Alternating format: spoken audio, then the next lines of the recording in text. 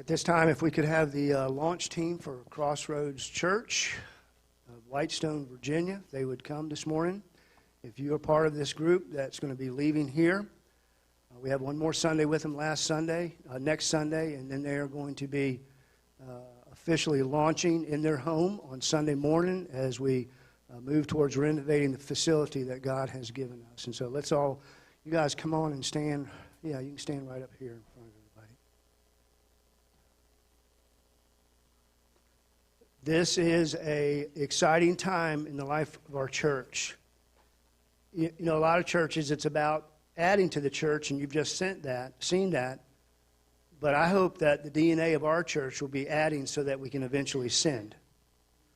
So that the heartbeat of our church will not be about growing more and more in numbers, but more and more in influence in other parts of our state.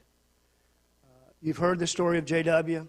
Last Monday night, about 50 of you gathered here for another update. What a great time of testimony, praising God for what He's done and what He's going to continue to do. And so these folks from Petsworth Church are leaving us. Now, the good thing is, if you've been in Southern Baptist life long enough, they're leaving us on good terms, and so we're thankful for that. Can I get a witness, you know? There's no church discipline being practiced here. There's nothing like that going on. And we are just so grateful for servant hearts. And I hope a couple things. Number one, you will pray for them by name. There's going to be challenges ahead. We know that, right? But not only will you pray for them by name, but you'll be inspired as well to be on mission right where you are. This group of individuals feel that their calling is the Northern Neck. Some of them may stay a long time. Some of them may stay for a year or so and then return back to us. Some of them are still wrestling with going. But that's okay. But what a joy it is to be able to send this team out. Read the book of Acts. It was about sending out. It was about starting new churches. It was about coming back around and strengthening the churches that were started. And so, guys, think about this. We get to be a part, and we see this very clearly this morning, we get to be a part of God's redemptive plan of the ages. Because there are some folks in Whitestone who are not saved yet, but will come to a saving knowledge of Christ. And we're praying that this church will be part of that. Not only seeing them saved, but then discipling them as God would have us to do. And so we're going to pray over them in just a moment, but before we do that, you want to say something? So I know if you know JW enough that you know he's the emotional preacher. And so when I say this, I'm going to try not to be. I'm going to take you back to 2011 when I ran across JW. Can you not? We were both in the military, both completely away from Jesus as we could be. And because God blessed us with two amazing firstborns that were very extremely high needs, both Laurie and Callie were at their wits' end with their child. And so we would talk about things like this at work. And we kind of got hooked up, and got the path that we've been on has been, I can't explain it, from all the way back on Saturdays playing FIFA. Yes, your tax dollars pay for military to play video games. I'm just letting you know that now. To everywhere we've been. We transferred, we stayed the same place. He's not left my side, I've not left his until this moment right now. And so I know that we're not separating, and it's been an amazing journey just to be able to sit in our offices. I remember the first, on January 2nd, because John did not work on January 2nd.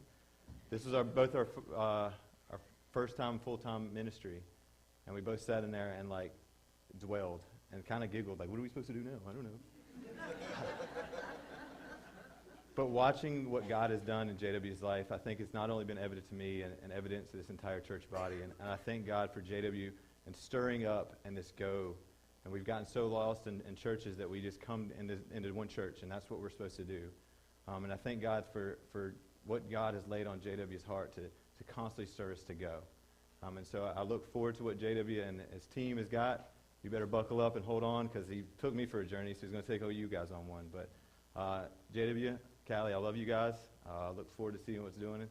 We're not going to part, but it's going to be fun. So I love you guys. And we have a gift.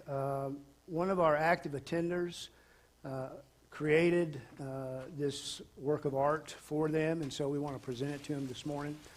There's some words behind it and he's not able to be here this morning, but we're going to allow him to share the significance. We have a picture of this, so we'll share that at a later time. But David Taylor created this for the Crossroads team on this commissioning Sunday. And it's made out of glass, and some of the glass, it's interesting, was found on Hickory Fork Road, broken bottles, and some of the stuff that's on there was found in Whitestone. And so he's put it all together. And so just a representation of where you're going, where you're leaving from, and where you're going. And so we're grateful for that. Daniel, let me just say this to you. You still got me. You got me, man.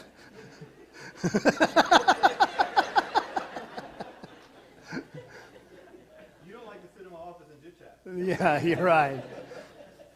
James, take that gift back, would you? So here's what I'd like you to do. We all, guys, I know we're concerned too, with distancing and stuff, but I want us, those that feel comfortable, I want you to come and let's pray around.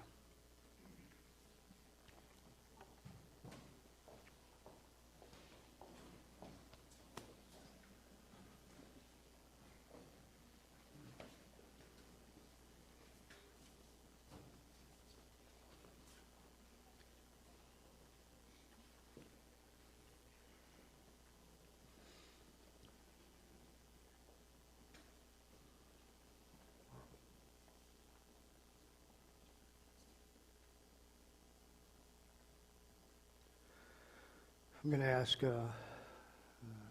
Todd and Julie to pray this morning. I'm going to ask Bill Gerard to pray this morning. I'm going to ask my bride to pray this morning.